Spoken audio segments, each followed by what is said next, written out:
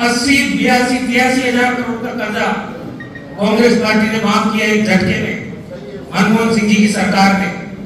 आज खाद, बीज, मेहनत सब बर्बाद हो गई, किसान ठगा सा महसूस। कल भी मैं जाके आया, अभी भी 2-2 फुट पानी किसान के खेत में भरा हुआ है, लेकिन सरकार की तरफ से कोई सूद नहीं ले गई जा रही। इनको सिर्फ वोट की राजनीति चाहिए, इनको सत्ता चाहिए, न इनको जवान चाहिए, न नौजवान को रोजगार देना है, न किसान को बचाना है, और न आम और अवाम की सुरक्षा करनी है। एक एक करके कांग्रेस की योजनाओं को बंद किया है, चाहे अन्नपूर्णा योजना हो, चाहे 8 रुपए का भोजन हो, चाहे पेंशन की प्रक्रिया हो, या तो डिले कर देंगे, 4-4 महीने लोगों की पेंशन नहीं आएगी। आज हालत क्या है, जिस रास्ते चले जाओ आप, 1-1 मीटर के गड्ढे हैं, सड़क में गड्ढा है या गड्ढे में सड़क है, ये किसी को अंदाज नहीं है।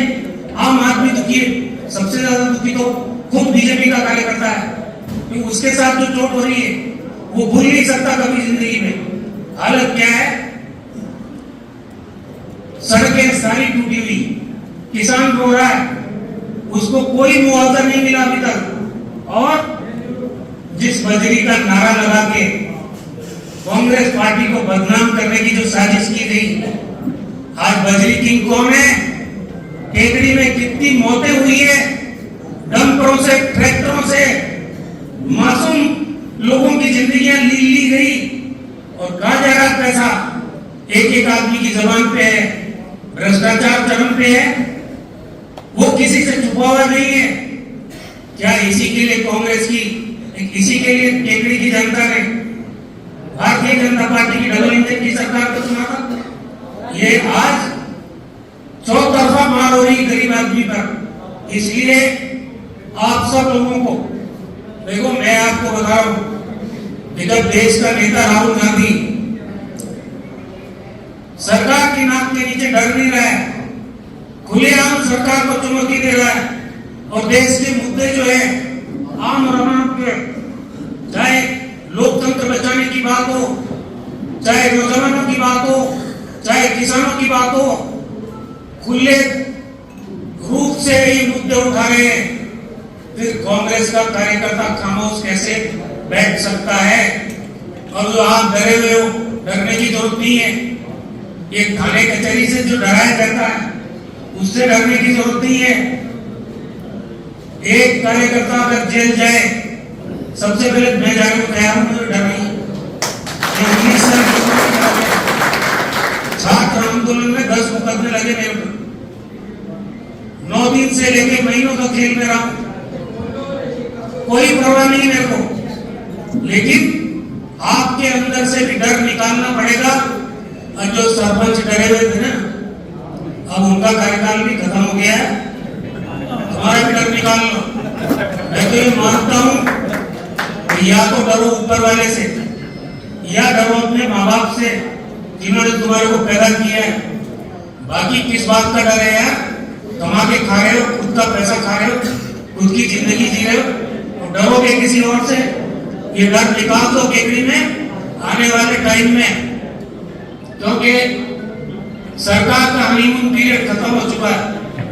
2 साल हो जाएंगे लगभग। आने वाले 3 साल में कांग्रेस सड़कों पे उतरेगी, टेकड़ी में भी। लेकिन अगर आपका सहयोग नहीं मिलेगा, आप नहीं आओगे, तो फिर उसका मजा नहीं आएगा। इसीलिए मैं आपको आज आह्वान करना चाहता हूं कि ये वोट चोरी के खिलाफ कांग्रेस का कार्यक्रम, चाहे बूथ पे हो, चाहे मंडल पे हो, चाहे ब्लॉक पे हो, टेकड़ी विधानसभा क्षेत्र में सफल रहना चाहिए। लगना चाहिए कि कांग्रेस का कार्यकर्ता खड़ा हो गया है, सड़क पे आ गया है, भयमुक्त हो गया है, तब जाके हम देश के लोकतंत्र की रक्षा कर पाएंगे। हमारे नेता ने जो आह्वान किया है राहुल गांधी जी ने, तब हम कांग्रेस के सच्चे सिपाही के रूप में, अरे हम उस तिरंगे झंडे की विरासत को आगे लेके चल रहे हैं, जिन्होंने 63 साल आजादी की लड़ाई लड़ी, घर बार छोड़ दिए, जेलों में रहे 10-10 साल, 11-11 साल, और उस अंग्रेजी हुकूमत को भगा के डाल लिया। उस विरासत को लेकर हम चल रहे हैं। आप में ताकत होनी चाहिए इसकी, इस मीटिंग की। एक तो आप दक्षत करना सब जगह, और इस मीटिंग के बाद हम एडीएम को ज्ञापन देने जाएंगे। 3 मुद्दे प्रमुख है उसमें। एक किसानों का मुद्दा है, एक सड़कें जो टूटी हुई है पूरे क्षेत्र में, और तीसरा है बजरी माफियों का आतंक है। 3 मुद्दों को लेके एडीएम को हम ज्ञापन देने जाएंगे। आप सब मेरे साथ चलेंगे एडीएम के दफ्तर तक। बहुत बहुत धन्यवाद।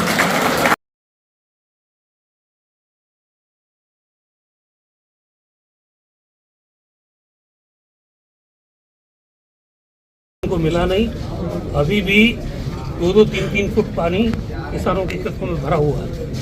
दूसरा, सड़कें की हालत पूरे इलाके में बहुत भयंकर तरीके से खराब है। गड्ढों में तब्दील हो गया पूरा केकड़ी। क्या कर रही है सरकार, ये डबल इंजन, मुझे नहीं मालूम। और तीसरा है ये बजरी माफिया खुलेआम आतंक बचा रखा। कितने लोगों को मार दिया पिछले 2 साल में। शर्म नहीं है किसी को, प्रशासन को शर्म नहीं है। अरे भाई, आप जिस चीज को लेके शपथ लेके आप लोगों ने सरकारी नौकरी ज्वाइन की, वो तो देखो कम से कम। अत्याचार और अन्याय हो रहा है। बैठी हुई औरतों के ऊपर डंपर चढ़ाए जा रहे हैं। ट्रैक्टर की ट्रॉली से नौजवान बच्चों की मौत हो रही है। और सबको मालूम है ये भ्रष्टाचार कहाँ जा रहा है। पैसा चरम पे है भ्रष्टाचार।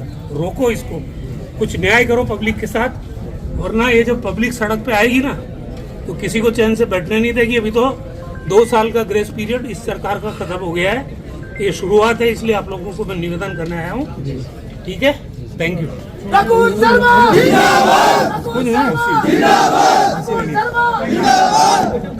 विचारधारा का बीज बोने का काम किया कि विचारधारा से ये देश कहाँ जा सकता है और क्या विचारधारा होनी चाहिए एकात्म मानववाद के लिए, कि अंतिम छोर पर बैठे हुए व्यक्ति के लिए सरकार क्या कर सकती है और सरकार का क्या उद्देश्य होना चाहिए। लोगों ने बहुत मजाक बनाया। लोगों ने कहा कि ये जनसंघ के लोग और मुखर्जी साहब को, पंडित जी को ये कहा कि आपकी 2 सीटें जीती 1951। जनसंघ का चुनाव चिन्ह था दीपक। संसद में कहा कि दीपक में तेल नहीं, राज करना कोई खेल नहीं। लेकिन इन चीजों से विमुख नहीं होते हुए आपने देश के नवनिर्माण के लिए, राष्ट्र में नई चेतना जगाने के लिए ये नहीं सोचा कि इसका परिणाम क्या होगा, हम कहां तक सफल होंगे। जब मुखर्जी साहब की हत्या हो गई, उनका स्वर्गवास होने के बाद पंडित जी दीनदयाल उपाध्याय जी ने जनसंघ का की बागडोर आपने संभाली और लंबे समय तक जनसंघ का नेतृत्व किया। और ऐसी विचारधारा का बीज आपने इस देश की मिट्टी में बोने का काम किया, जो आज जब 67 साल पूरे हुए तो उनका जो सपना था, उस विचारधारा का बीज को बोया था, अंकुरित किया था, उसने डाला था, वो बीज अंकुरित होके वटवृक्ष बना। तो कब 2014 में नरेंद्र मोदी नाम का व्यक्ति इस देश का सफल प्रधानमंत्री के रूप में आपने शपथ ली। और जब लोग कहते थे कि बीजेपी कभी स्पष्ट बहुमत में नहीं आ सकती, तो पंडित दीनदयाल उपाध्याय जी की जन्म जयंती, उनका जीवन ज्यादा लंबा नहीं, 52 साल में 1968 में उनका स्वर्गवास हो गया। और ट्रेन के अंदर उनकी जिस तरह की संदिग्ध अवस्था में मृत्यु हुई, तो ऐसा अंदेशा है कि हत्या हुई है, आज तक नहीं बता पाए। तो निश्चित रूप से आपने 52 साल की उम्र में इस दुनिया से अलविदा कह दिया।